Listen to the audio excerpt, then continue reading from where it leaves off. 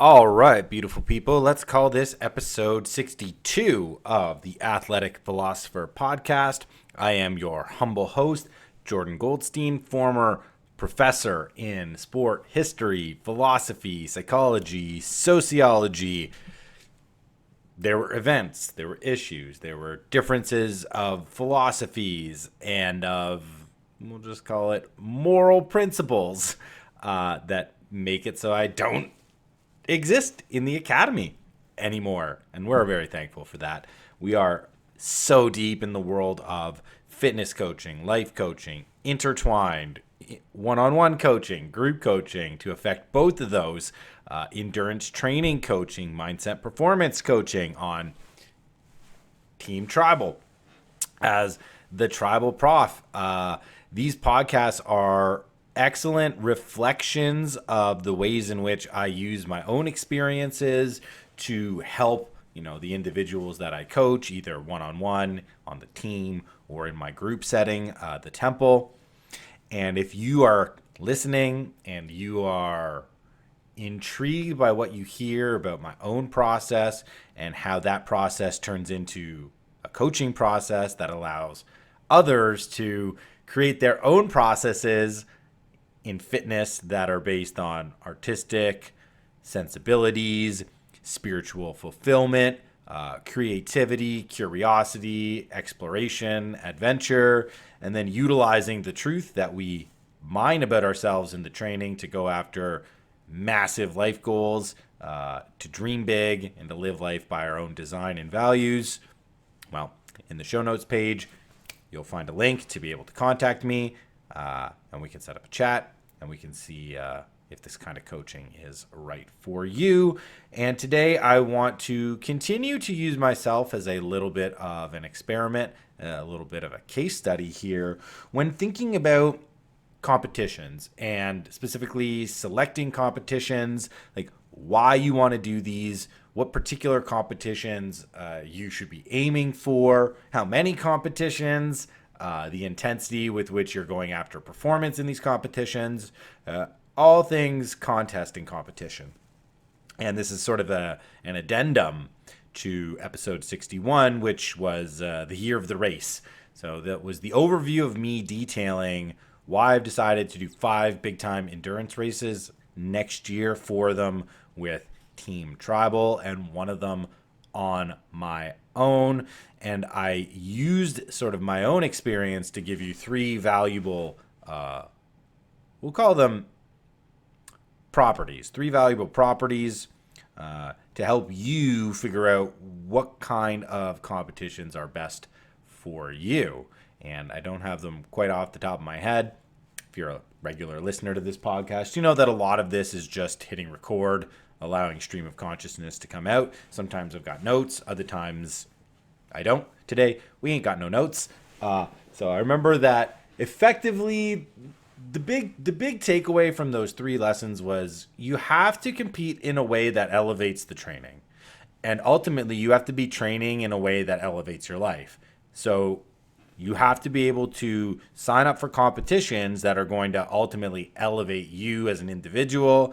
They're going to elevate your ability to show up in all of the different roles in which you have, important obligations and duties and responsibilities, at home, out in the community, at work, but also in a way that reminds you that the competition is just, it's almost like an illusion when it comes to our process. It's not an illusion because we need the competition and we need the true results that come out of the competition in order to calibrate our process to know if it's working in the ways in which we want, where we need to refine it, where we can improve.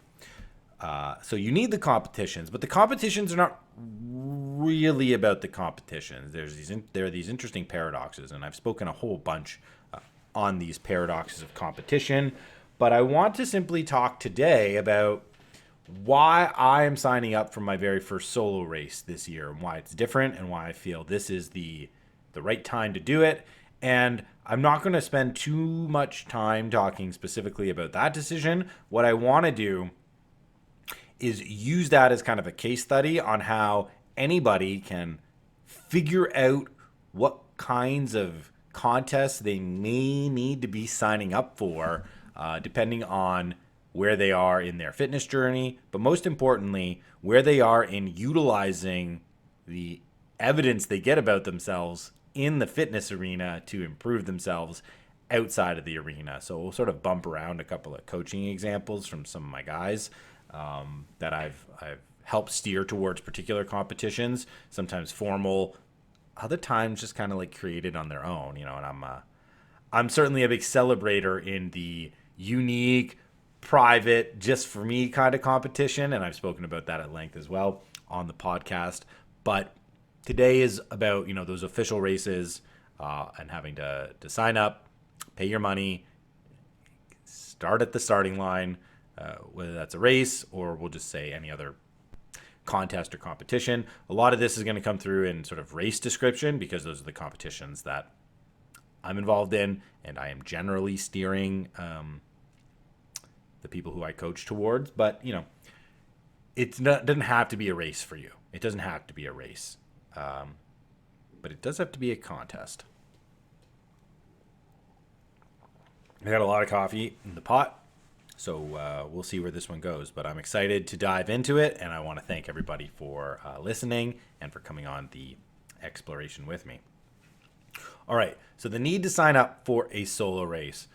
You know, this is going to put a lot of credence into what I talked about on the last podcast, right? That the competitions have to be tied to the training in a way to elevate the training, right? So effectively, when we sign up for a race, what we're looking for is some sort of a measuring stick and some sort of a sighting mechanism. So it's a measuring stick to see like, hey, is my training working, right? If I'm training to go longer, right, and, you know, I'm getting out there 4 or 5 times a week and I'm disciplining myself and I'm fighting through adversity, and I show up to the race and I go, let's say, less distance than I went in the race before. That was me at the Backyard Ultra this year. You know, take a listen to my Prayer on Fire 25 recap episode, and you'll hear that come right through. Does that mean that the training was off? In some ways, maybe yes. And when I was reflecting back on the fact that, you know, last year I was able to, in a Backyard Ultra format, run 21 laps, and this year I was only able to run 17. Yeah, it was 16. Wasn't very good. One of the things that I had to do was right away go right to the training. Did I train well enough? Like, was my training good? Did it prepare me the way I wanted it to prepare me?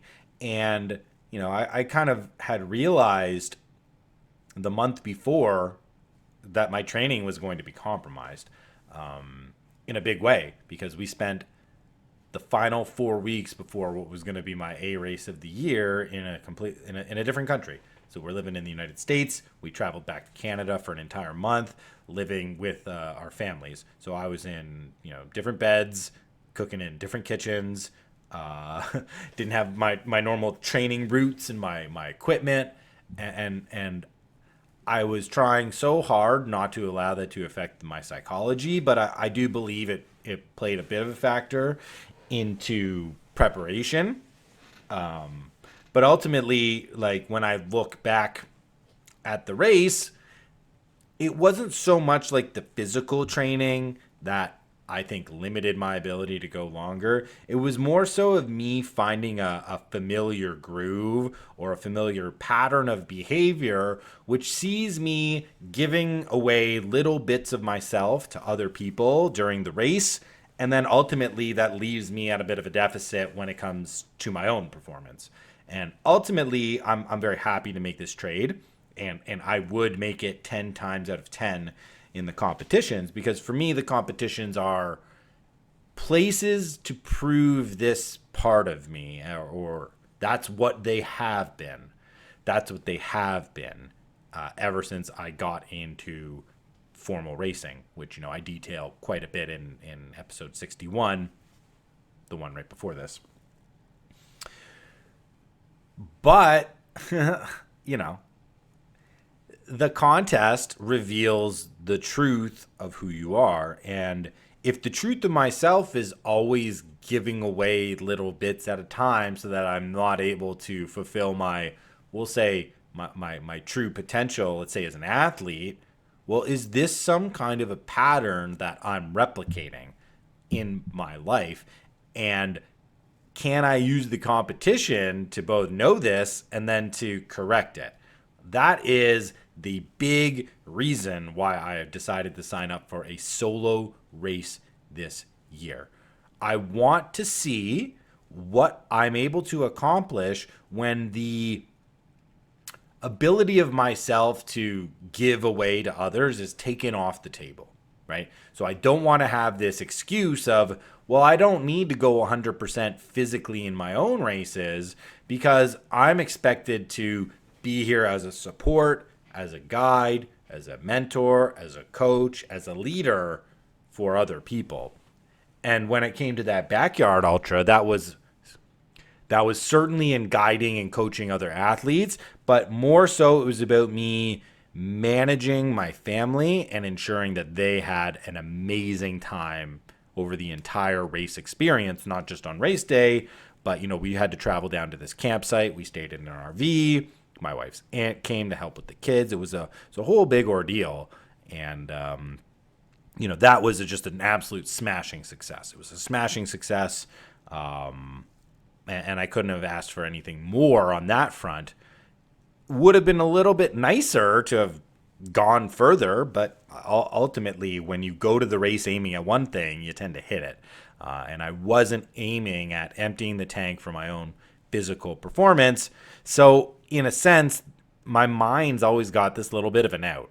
There's this little back door that I could just creak open in these events that says, yeah, I didn't do so great because I gave it away. And who could expect somebody to perform at their 100% best if, every lap you give away 1% of yourself so that you only have 85% capacity after 15 laps or so of giving a little bit of yourself away.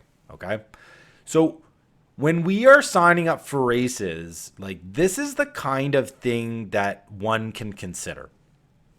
This isn't like every single race has to be like this. Every single race isn't this gigantic test of character. Sometimes the races are just for fun. Sometimes they're just to support somebody else who's in the race and you're just going to go and you're going to throw down. Other times that's like the A race of the year where physical performance is the thing, right? But I just want to open people up to the idea that these races can become major milestones in character development, as well as in athletic development. And that is the main reason why I am signing up for this winter 50K that is coming on January the 10th out in Crystal Lake, Illinois. So let me just describe a little bit about this race and how I'm just going to go about preparing for it. And then we'll sort of move into a general application of this kind of particular pattern that I'm utilizing here in between, the training and the competing, right? I'm creating a little bit of wheel of intention between these two areas, which are different, but are clearly connected, A little more coffee. Empty cup means fill her up.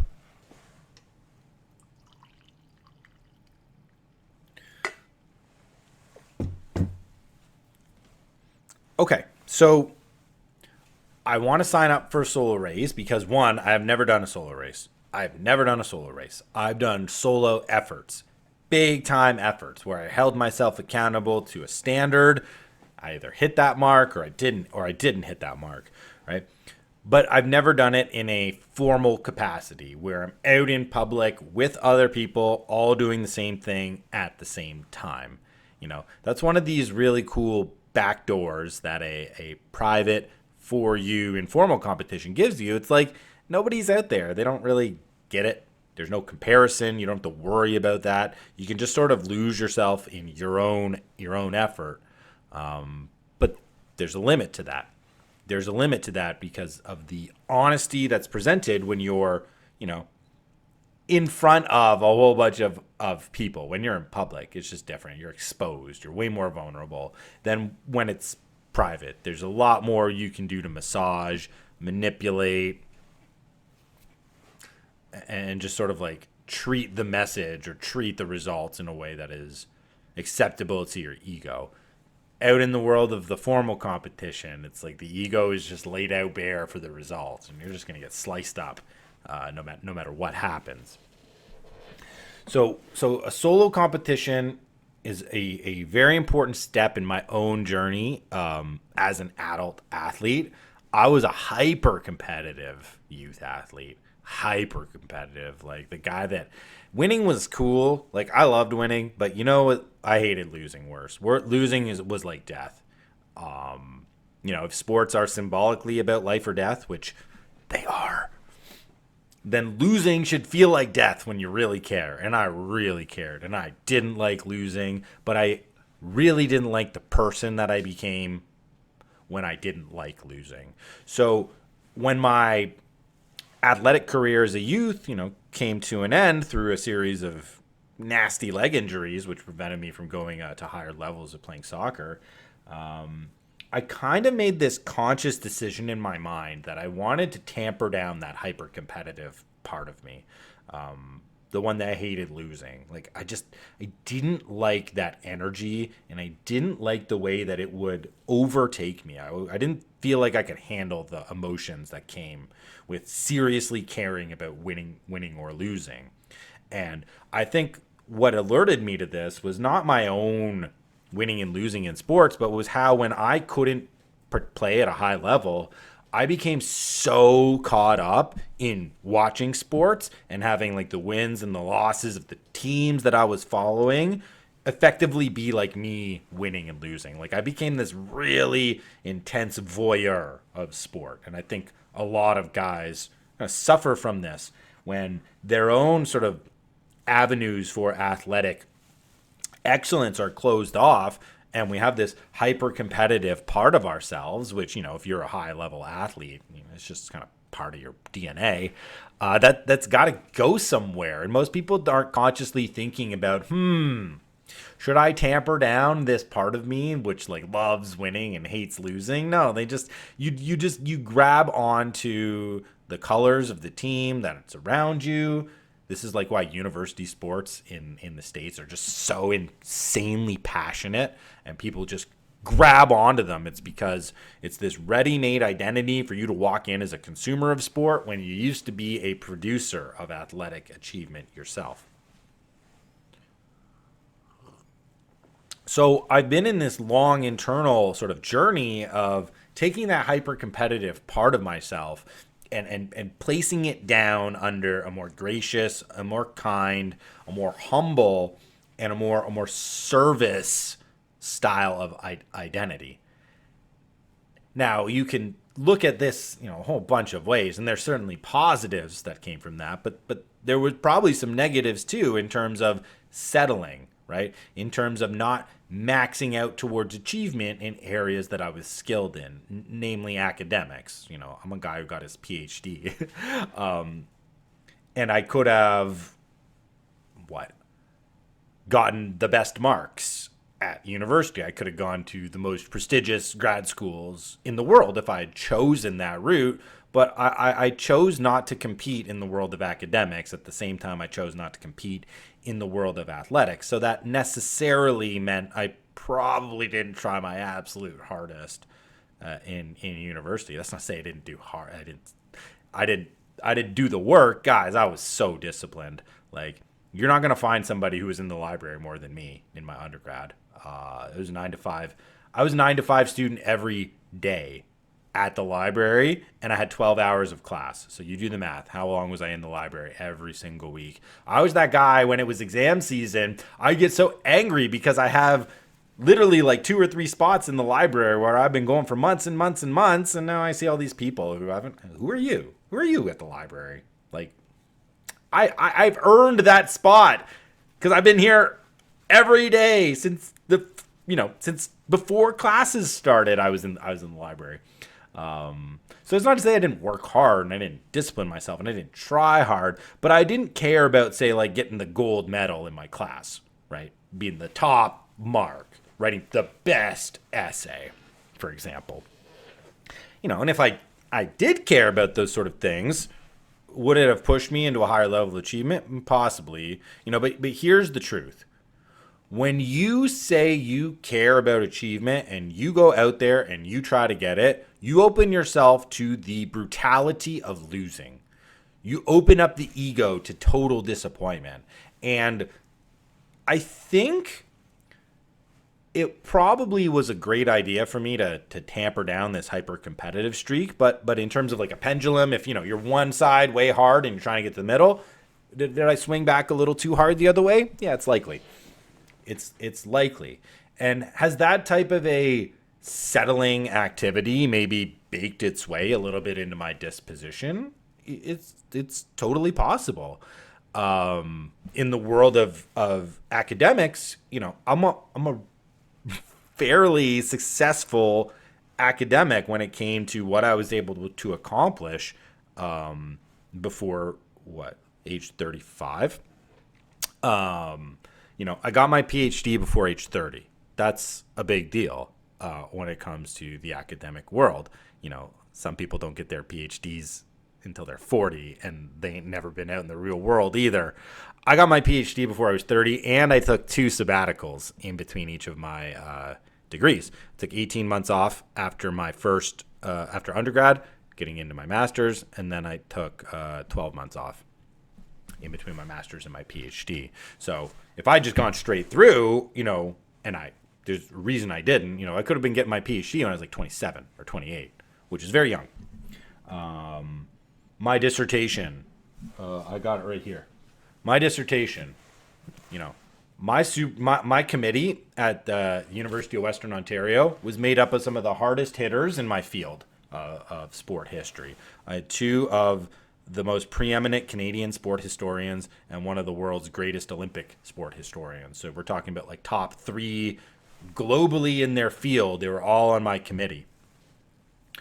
And each one of them, your dissertation, maybe the best dissertation we've ever read. And we've been doing this stuff for like 30 years. So I got like a top 3 dissertation from these top 3 world ranked profs at maybe the best institution for the exact type of studies that I'm doing, right? So the work was good. I also was able to turn my dissertation pretty much unchanged into a sole published manuscript before I was 35, which again, this is a huge accomplishment in the academy. Most scholars never get a monograph. Most scholars never write a book on their own. They may write chapters in a compilation. They may be editors. They may co-author books. They may write a textbook with other scholars, but not many scholars have their very own solo authored monograph. And that came right out of my dissertation, which most people, you can't even read the dissertation. It's so bad. It's so bad. My dissertation, I think at this point, has been downloaded over 3,000 times, which is crazy, guys. That's crazy. So I'm not saying this to just like brag and be like, yeah, I'm this peacock. Like, look at my beautiful feathers. No, I'm saying this because even with a tampered down understanding of competition, it didn't preclude me from succeeding in the things that I aimed at. What it likely did was force my aim lower than it could have been. It likely forced my aim lower than it could have been. Like when I got my very first job, when I hadn't even gotten my doctorate yet, I was still a student, and now I'm acting as a professor. I kind of settled. It was just like, this is, if I want to get a job at this university. This one fits with where I want to live. It's close to my family. It's a relatively solid program in terms of what I can teach, what I can research. It's not the best program. It's not the best university. But if things kind of put in my mind, I was like, if things don't work out here, I'm not really willing to keep going I'm not willing to put out 50 resumes, right? I'm not interested in moving countries or provinces to go and chase this academic dream. It wasn't the thing that I really wanted. It was like, if it's convenient and it's easy, I'll settle into it. So it's kind of no surprise I'm no longer at the university. Just for that internal reason alone. It was never this thing that drove me in terms of like wanting to be excellent or wanting to be accomplished as an academic. I just had a couple of easy things. I was like, write a book, get tenure, teach students. That's what I wanted to do. And the only reason I wanted to get tenure is so I could stop worrying about having a job. So baked into the sort of the professor ideal for me is this larger ideal of settling, which again is related to tampering down hyper competition, not this sort of fear of success. Although, not to totally get into psychoanalysis here, it's likely all a little bit related, right? Why am I sharing all this with you?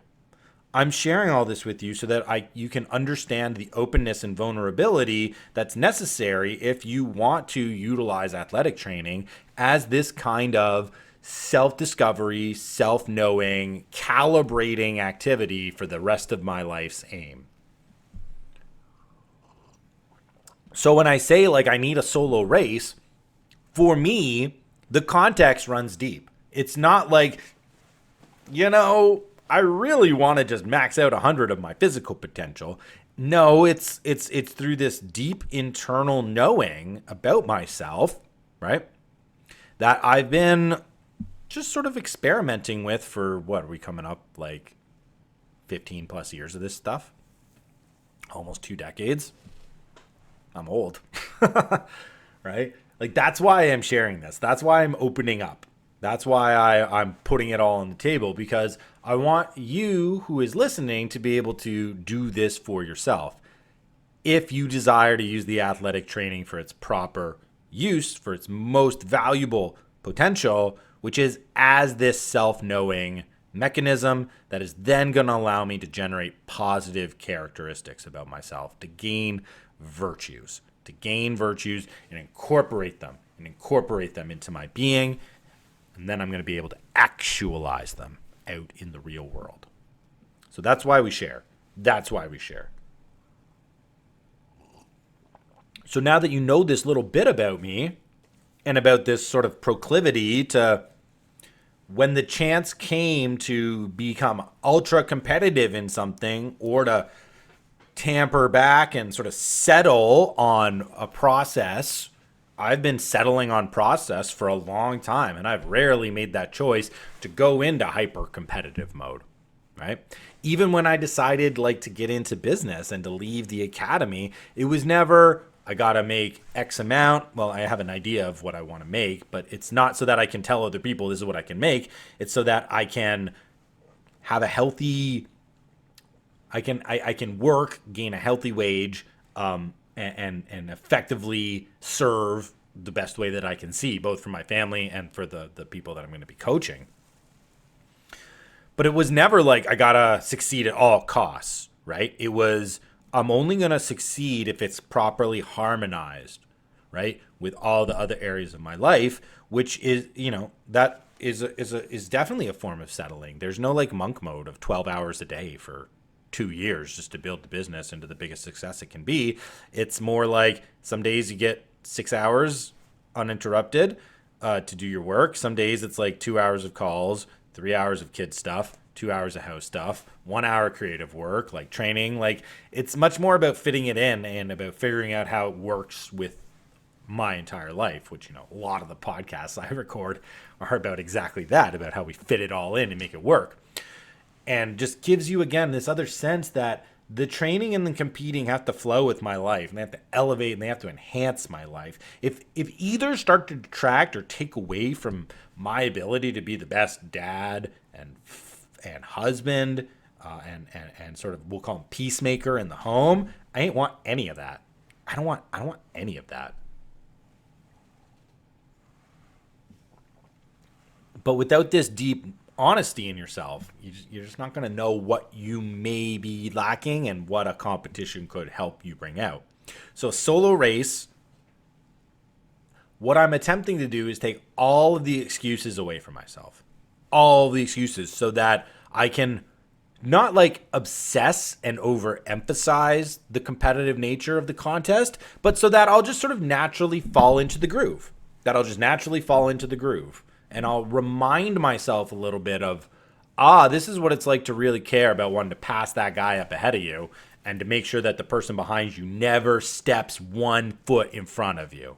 Like, I want to really get into that mode. I really want to get into that competitor mode, but I want to do it in a place where, hey, like, yeah, you can be a dog competitor, but you got to work within the limitations of what, the race is going to provide you.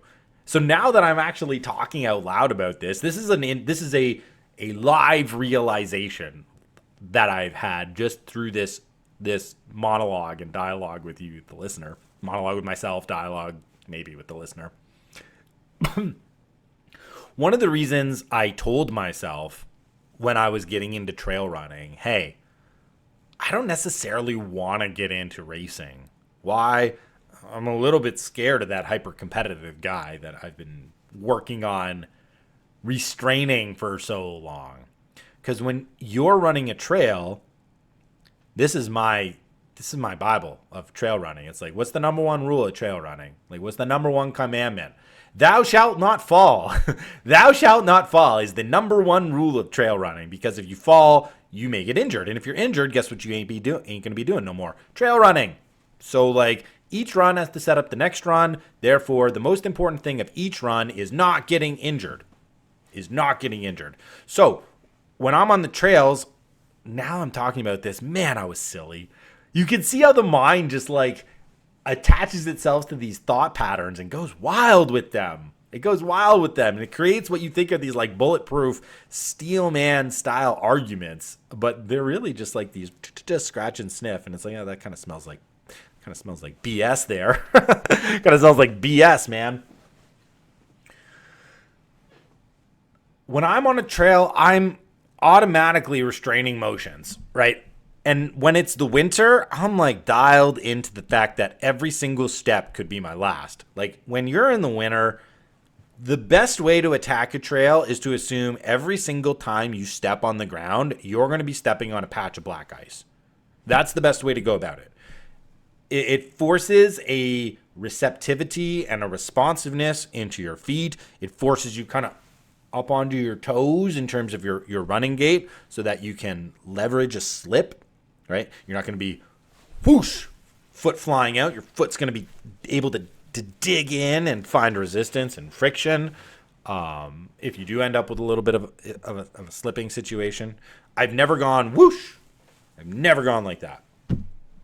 The worst thing that's ever happened to me is like, those little side angles that kind of happen on a turn where you feel like the ground is flat, but it's maybe even just like a 5% grade. And so you put your foot down thinking it's flat and you're turning, and then you're on a 5% grade. And maybe that 5% grade has a tiny little bit of black ice, and woo! And so there's like a side slip. I've done side slips a whole bunch, but never like this whoosh, like full, like, feet overhead type of thing, which I've seen lots of people do on ice and in snow. So what I like about this 50K, now that I'm sort of talking about it, what I like about this 50K is I'll be going there by myself, so I'll get into competitor mode, but it's going to be winter, and like, you just don't beat winter, guys. Like, you don't beat winter. You can match winter, you can become friends with winter, you can be a winter respecter, but you cannot be a winter disrespecter, and you cannot defeat the winter. If winter goes hard, and your idea to get over it is to go harder than winter, yeah, good luck. Good luck doing that. So the fact that this is going to be January 10th, who knows what the temperature could be like? It could be very cold. I'm kind of hoping it's very cold. I'm also kind of hoping it's snowy and not great conditions, because, that's going to just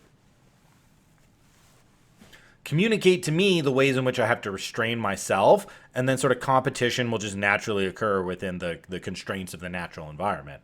So the fact that this is a winter trail run as my first solo race, I think is a perfect harmony, between what I'm trying to achieve and what I'm trying not to, we'll say, like, reawaken in terms of like that hyper competitive guy that may be reckless. And that's what I would tell people. Like, I don't want to be a trail runner. I want to sign up for a trail run like a formal trail race because I am a little bit afraid of what might happen to me when I get back into competition, right? So it becomes a code, it becomes an excuse. Safety first, right? Yeah, safety of the ego, maybe. Safety of the ego, right? So that's why I'm doing this race. That's why I signed up for it. I also love nature and the ability to go out in the morning and get the permission from my wife to be, trouncing around in the forest for 5, 6, 7 hours or whatever we're going to be out there for. Plus it's local. So my kids and my wife, they're going to come and they're going to be around for when I cross the finish line. So this is it's all shaping up to be a great day and a great experiment in my own process of, balancing off coaching and competing when I'm in these competitions. And there's part of me that I know will just turn to coaching when I see other people out there on the trail. But that's also kind of like a strategy for myself not to think about maybe how cold or how much in pain I am, depending on how far we're going in this, how far and how hard we're going on this race. So that's a little bit about why. What does it matter for you? Like, what does it matter for you listening? And how can you take this case study of my solo race and sort of, iterate, repeat it, copy it for your own purposes, okay? And I don't have some sort of list. I told you there's no notes on this podcast. This is all stream of consciousness, improvised, right off top of the dome. I think I need a little bit more motivation here, We're just going to do a tangent on the benefits of a French press. I am somebody who loves hot coffee and believes cold coffee is a crime. But when you pour like a giant cup of hot coffee and you're not drinking it super fast, it just gets cold. This double-walled French press is it's heaven because you can just pour these tiny little like quarter cups of hot coffee and you can just sip them down. It's almost like little espresso, but they're not all as strong as espresso. It's just wonderful. Whoo, nice and hot. Okay. Number 1, do not be afraid of what you learn about yourself through training and competition. Number 1, find courage to face the truth. Find courage to face the truth about yourself. Okay? That is number 1. If you want competitions to elevate your training and you want the training to elevate your life and how you approach and attack life, well, then you've got to become a truth respecter. And one of the reasons why we go to the training and to the competing in sports is because we get a sense of truth about ourselves. It's very difficult for us to untangle the web of distortions that our brain puts in the way to actually understand like the truth of the matter. Like even in this podcast, I've recognized some limitations and some weird things that my mind did around this drive to not be so hyper competitive, right? Like I could live with the justifications and the excuses, if I hadn't fixed my aim on looking at myself honestly and truthfully and seeing, shoot, there are ways I could be performing better. Shoot, that's an absolute cope. That's a weak attitude. Like I can improve that. I can improve my mindset. I can strengthen my resolve. Like I can discipline myself to be a little bit better. So you have to become courageous in the face of the truth. And I don't know if this is 2 or if this is like 1B, but the truth's in the training. Like the truth is in the training. The truth of your performance, the truth of your dedication, the truth of your desire, the truth of your discipline. It's all there. How fast did you go? How far did you run? How much weight did you lift? When did you show up? Did you show up? How many times a week did you show up? How many times this month have you shown up? Have your lifts gotten better? Have you gotten stronger? Are you getting faster? Are you going further? Is your heart rate coming down? Is your VO2 going up? We have these objective facts about our performances, and this is the beginning of self-knowing. This is not the totality of self-knowing. It is the beginning of self-knowing, and it's the beginning of self-knowing in an honest and truthful way, right? So if we want the races to mean something to our lives, We have to understand first that the competing and the training is giving us truthful information about ourselves that we must confront. The good, the bad, and most certainly, and maybe most importantly, the ugly. The ugly, okay? So that's number one. Number two is listening to the signal and respecting what you hear. So become courageous to face the truth. Number two, become a truth respecter. Like, really respect what you hear. So when you set a PR, that's super cool. Like, that's great knowledge. However, when you think you're going to go out and this is what it's going to be like today, and all the numbers are saying you did way worse than you thought, this is not good, you don't get to just make the excuse. Let me give you a prime example just from me and my running. Like, I don't have a good heart rate strap. Like, if you really want good heart rate data, you shouldn't just rely on, say, like the wrist watch, like your Garmin or your Coros or your Apple Watch. You should be getting a chest strap or an arm strap, or like you should be getting something that's a lot more accurate. I don't, because for me the numbers are kind of ancillary. But this is like how the mind works. On days where like I look down and the heart rate is, we'll say, like making me look better or making my performance look better, I'm so likely to believe it. I'm so likely not to think, this data is not the most accurate. I just look down and I think, man, I'm crushing it today. I'm crushing it.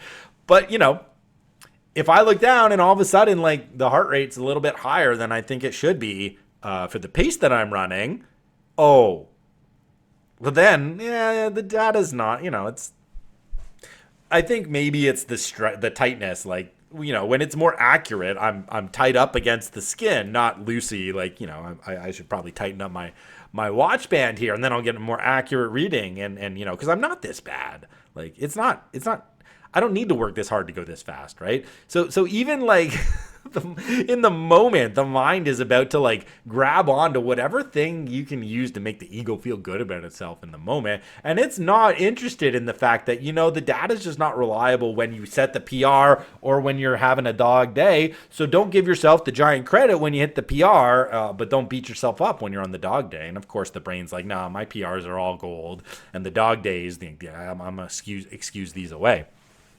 Right? So what you have to do is you have to become a truth respecter. So once you get the results, you can't just look at them and start applying backwards rationalizations and sort of like the illusory propensity of the mind to create distortions. Right? Remember, the mind is a shortcut machine. It ain't interested in the truth. It's interested in creating the easiest path from A to B so that I feel the least amount of discomfort in getting there. And it's great for that. And we need it. We need it to do that.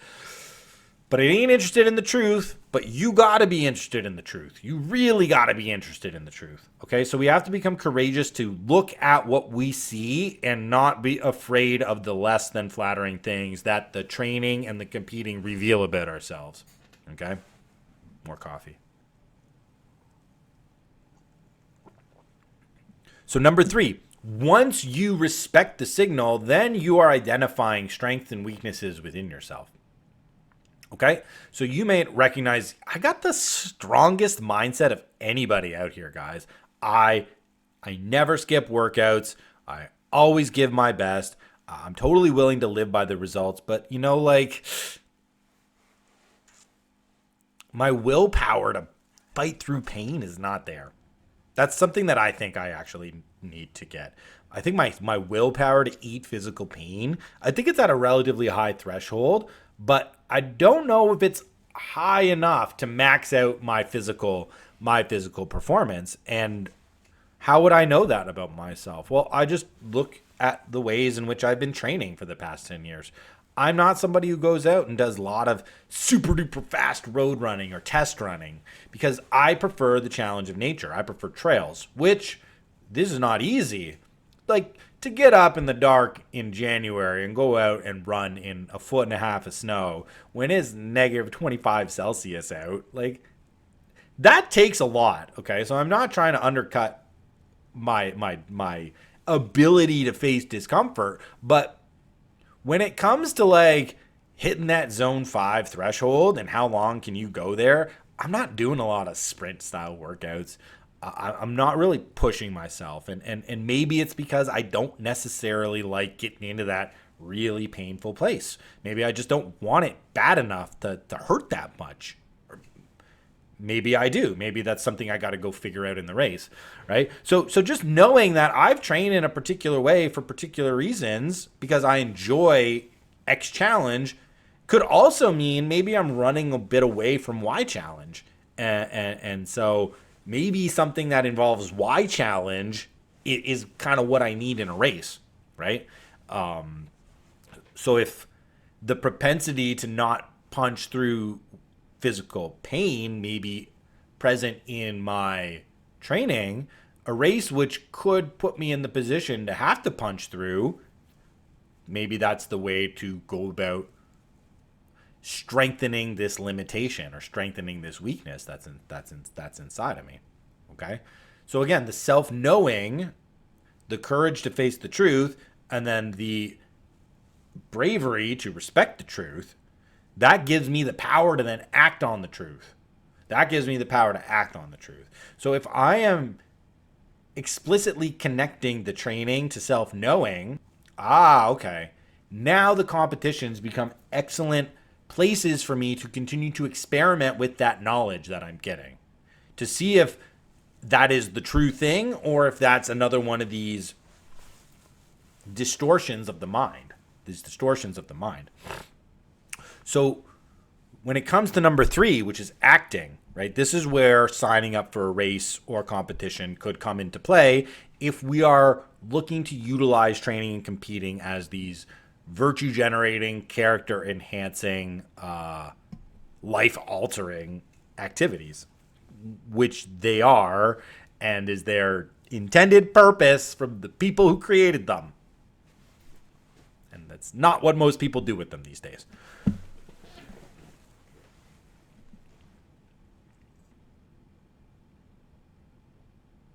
And you have to be okay with the exposure and the vulnerability that comes with all of this, because that's ultimately what the competition is there for. It's to be laid bare. It's to be opened wide up. The Greeks, I was just talking about the people who created these sports. How did the ancient Greeks compete? How did they compete? Butt naked. Butt naked. Why? Is the ultimate exposure. It's the ultimate vulnerability. Right? The athlete, no clothes. Here I am in all my glory. Let's see what I can do.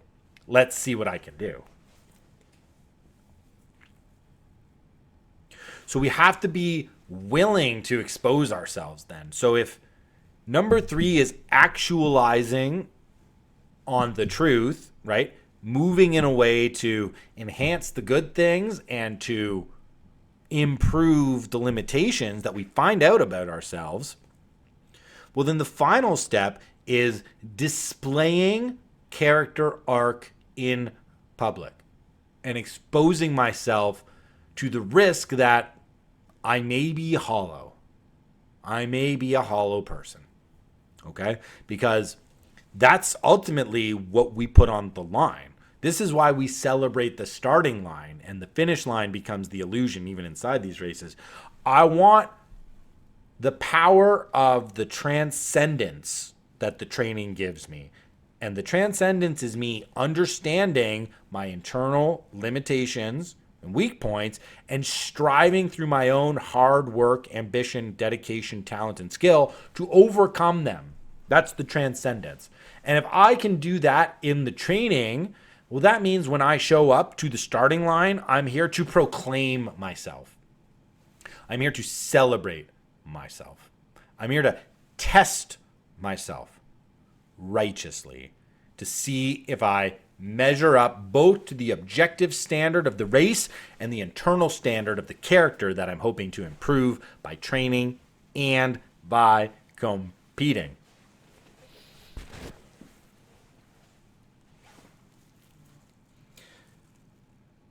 Now, it's 2025 still. Okay, we got, 6 weeks left until the calendar year flips over into 2026. I want the yous listening to think long and hard about competition in 2026. I want you to think about something that is appropriate for you in the way that I have described why the solo race is appropriate for me. And then in the previous episode, number 61, why the 4 team races are most appropriate for me. And how each race that I've decided to commit to this year is not some externally oriented, pressure-packed, gotta do it because somebody else thinks I should, or I want to prove something to somebody else, or the reason why most adults do races, right? Get the shiny thing, show off to other people you got the shiny thing, go off and do something else. Don't allow the actual journey to transform you. Just go for the outcome, get the outcome, and move the heck on. Move on. That's when it becomes hollow. And that, in turn and in time, can reveal a hollowness of you and of your character. But we don't want that. We don't want that. So in 2026, here's a few ways to think about what kind of a competition you should be signing up for. Number 1, what's your baseline? What's your physical baseline? What are you capable of doing right now, right? I would not be signing up for 5 races next year if I didn't have a high capacity already with my fitness, right?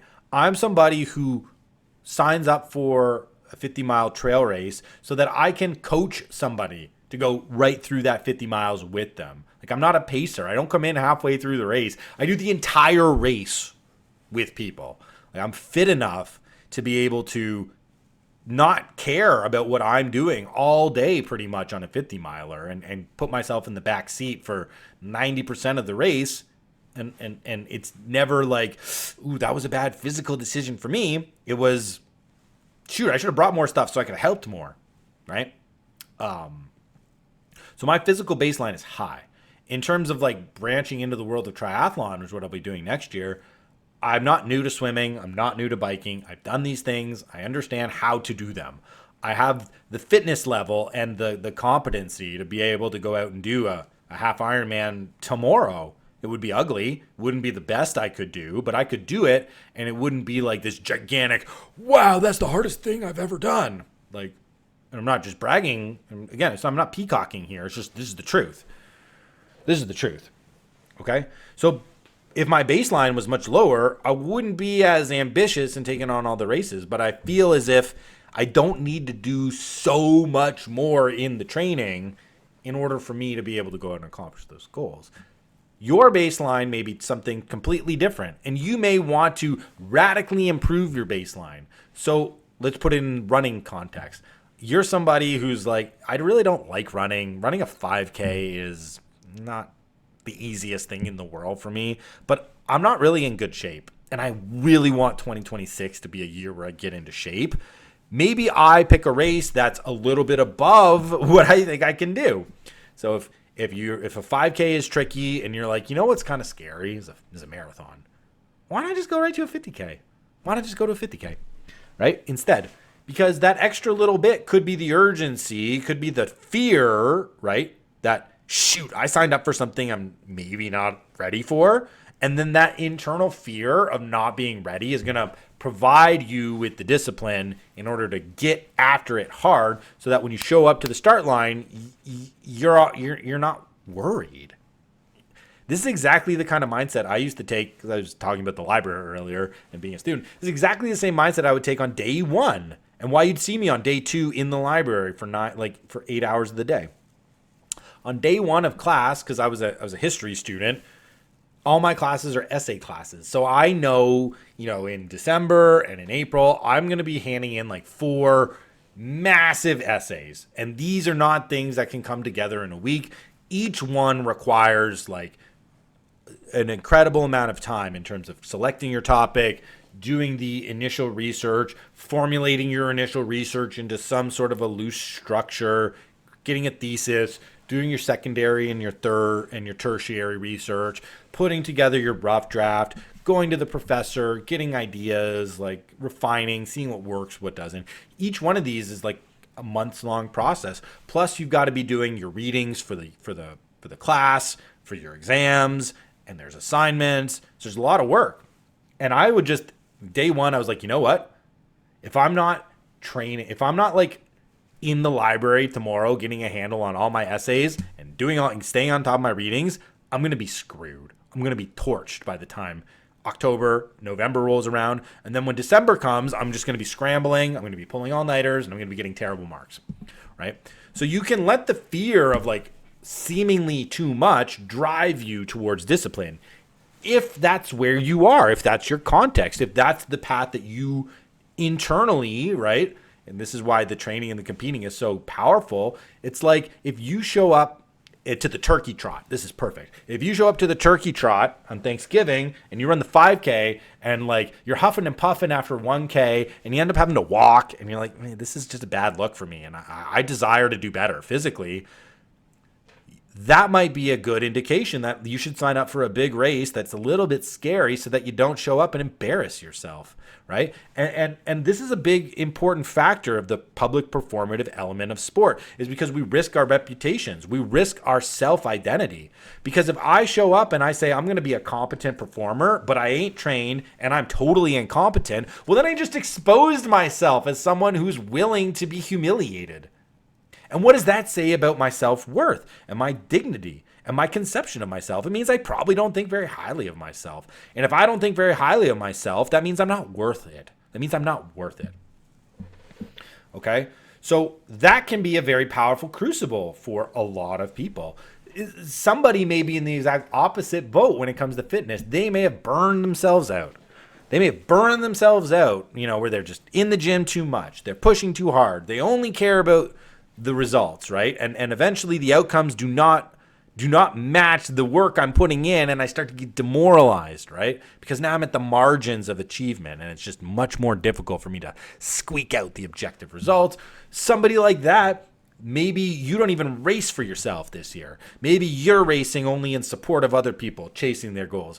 Like if the example of the guy who can't run the 5K wants to sign up for the 50K, maybe you're a guy who runs 100 milers, right? But you ain't got no juice left. So you're like, you know what? I'm going to go help that guy get the 50K and I'm going to pace him. That's going to be my race, right? Or I'm going to do a group thing, like what we've got on the team, for example, right? Like you can just go to a race to get the good vibes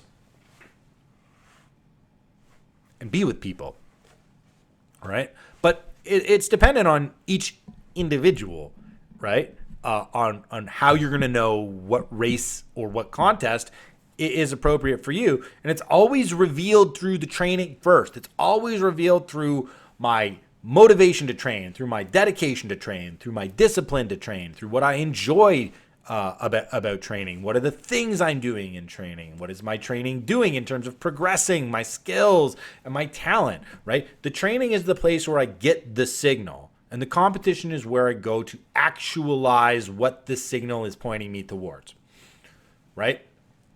So before we even start thinking about competitions, we've got to get to that training part. So I really want you to be meditating on your training. If you're not training, if you are training, if you're sporadic with your training, if you're totally consistent with your training, like this is the place where you should go to figure out like, what should I be competing in? What is my training revealing about myself? What are my past competitions revealing about myself? What is my performance revealing about myself? And not just like my physical competency, but my character, right?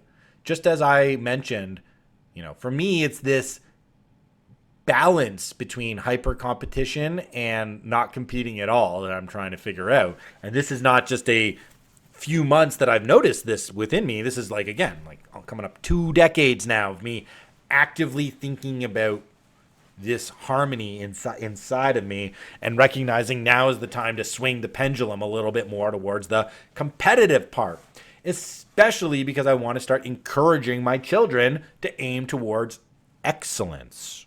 So this is another reason why I've got to go do the solo race, because I'm trying to teach my children, like, if you want to be great at something, you got to work. You got to work hard. You got to be disciplined. Anytime we're reading like a kid's book and it talks about a kid who's like improving, there's always the things that I'm pointing out. I'm like, look, they're working hard and they're doing it every day. They're working hard and they're doing it every day. Now, my kids, they see me working hard. They see me doing it every day when it comes to training, but I haven't a model to them that drive towards excellence that I think someone's got to model to them. So there's another, wrinkle into this solo race, which is just trying to get me aiming back towards competing in a very serious fashion again, as opposed to settling on the competition in order to, in one sense, salve a character weakness that I was identifying within myself. But on the other hand, it's like an ego protection mechanism. Okay? So then for yourself, and we're going to end this off here. Thanks so much for listening, everyone. I really appreciate you. For yourself, like, go to the training. The truth is in the training. Always. And utilize that truth to aim you towards the competitions. That way, the competitions will be an elevation of the training, and the training is already an elevation of your life. And this is how we ensure that competitions can become incredible character building tools in our lives. Like, we want to replicate adversity in life with adversity in the training and in the competitions so that we can transfer the things that we're learning from one arena to the other and vice versa. So that's the big message today. When you are figuring out why you got to be competing, you have to link it to why you got to be training. And why you got to be training has to be linked to that heart, that beautiful, big, open heart. Otherwise, no matter what you do, it's not going to mean anything. It's not going to provide you value. It's not going to generate the type of deep internal knowing and the signal you get then to self-improvement. It's not going to put you into spiritual contact, like with willpower. And it's going to be this kind of superficial approximation of what a competition could do, which is what most people get. They get the medal, but they don't get the transcendence. They get the story, but they don't get the legend. They don't get the mythology. And ultimately, that's what we want. That's what I want. And that's what the people who I coach want. And we deliver that through the competitions. I don't really give you a good example, but from coaching, but I'll just end saying I literally did get one of my guys who hated running last year to basically agree to signing up for a 50K this year using this type of strategy, using his lack of enthusiasm for weightlifting and signaling, right? Using a signal of the training to be like, well, what is the actual right competition for you? What's exciting? What are you willing to discipline yourself for? What are you willing to punch through to? And it was something like, I want to prove to my running friends that I'm able to do these wild things when they don't think I can or should. Which, then we map onto this guy's character, and he's a guy who's like crushing this online publication, which is a truth-seeking publication, which, in the world of politics and academia, ain't nobody want the truth. That's where the world of lies comes in. So this guy needs all the strength and courage and resolve in himself, right? And to know that he can punch well above his weight, because this is not a guy with like total letters behind his name. So not like a PhD or a doctorate or anything like that. He's just like a philosophy and a political theory respecter. He's taught himself a lot, and he can hang with the big boys. And in fact, he can defeat a lot of the big boys. So when he says, like, I want to prove to my endurance buddies, he's got a lot of buddies who run marathons. He's like, I want to prove to them that I can do wild things, and I don't have to do it the way they think I can do it. It's actually a mirror to the way in which we are approaching, because I coach them in both, to the way in which we attack this creative publication. Like, so this stuff really works. Like, this stuff really works when you're tuned in to why you got to train first, and then the training can just lead us into where we got to go next, whether that's like courage in a creative project or excitement and exploration and adventure and picking a race that, 2 months ago was not even on our calendar. But now it's like going to be the driving thing that's going to get us through the winter. It's very cool how that all happens. So this method is not just something that's like idiosyncratic to myself, but it's universally applicable to your own idiosyncrasy, to your own personality, right? Because you can't just do what I'm doing, and my guy can't just do what I'm doing, and I can't just do what my guy's doing, and you can't just do what my guy's doing. But it's a repeatable pattern, right? And it's that, what's the signal? Where do I go to find it? How do I listen to it? And how do I actualize it? And that's what the training does. So it always comes back to the training, guys. It always comes back to the training. And I don't know. I've set out 5 races for next year. I'm pretty excited.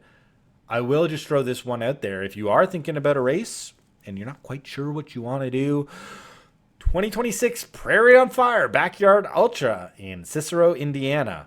It's going to be the biggest one we've done yet. It's going to be the best one we've done yet. We're going to have so many people, so many coaches, so many athletes, so much electricity, so much family, so much love, so many PRs. So many PRs are going to happen. So many breakthroughs and transcendence of character are going to happen. Don't miss it. My contact information is there. If you want to be a part of that race, I've got a coaching group. I'm aiming people in the coaching group towards that.